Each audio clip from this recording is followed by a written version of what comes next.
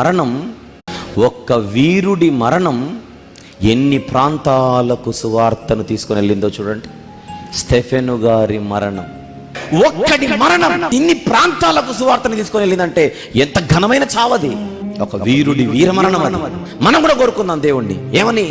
ప్రభువా, నాకు కూడా అలాంటి చావునిస్తావా? ఎలాంటి చావు? నేను చచ్చిపోవడం అన్నది ఎంతో మందికి ప్రయోజనకరంగా, నేను మరణించిన తర్వాత నా మరణ సందర్భము కూడా అనేక మందికి ప్రయోజనకరంగా ఉండేలా నాకు ఒక మంచి చావు ప్రభువా. అడుగుదామా దేవుణ్ణి?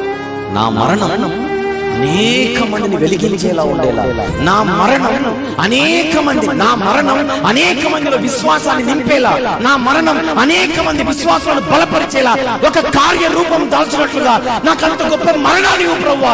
అడిగే వాళ్ళు ఎవరున్నారు చెప్పండి? ఇంకొక గంటలో నేను చచ్చిపోతానని తెలిసిన రొమ్ము విరుచుకొని నిలబడ్డాడు మరణం ముందు. అమ్మో చావా, అమ్మో చావా, అమ్మో మరణమా. మరణం రాకూడదు అని బయట వాళ్ళు అనుకుంటున్నారు. క్రైస్తవులు కూడా అంతేనా? ఇంట్లో ఎవరైనా చనిపోతే దేవుడు మంచోడు కాదు. క్రైస్తవుల కుటుంబాలలో మరణాలు జరగవా? క్రైస్తవుల కుటుంబాలలో మరణాలు జరగకూడదా? ఎక్కడికి సువార్త వెళ్ళిన స్టెఫెన్ గారి మరణం లీక్ అయి ఉంది. ఎక్కడికి వెళ్ళినా స్టెఫెన్ గారి డెత్, స్టెఫెన్ గారి చావు దానికి పరోక్షంగా లింక్ అయిందే. ఇది కదా చావు అంటే, ఇది కదా మరణం అంటే,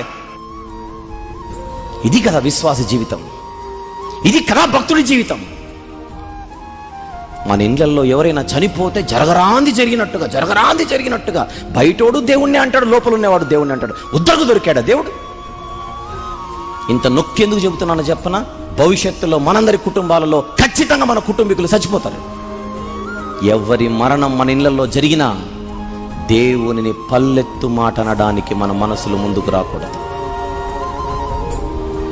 మా అమ్మను తీసుకున్న దేవా నీకు స్తోత్రం, మా నాన్నను పిలుచుకున్న దేవా నీకు స్తోత్రం, నా కుమారుని పిలుచుకున్న దేవా నీకు స్తోత్రం.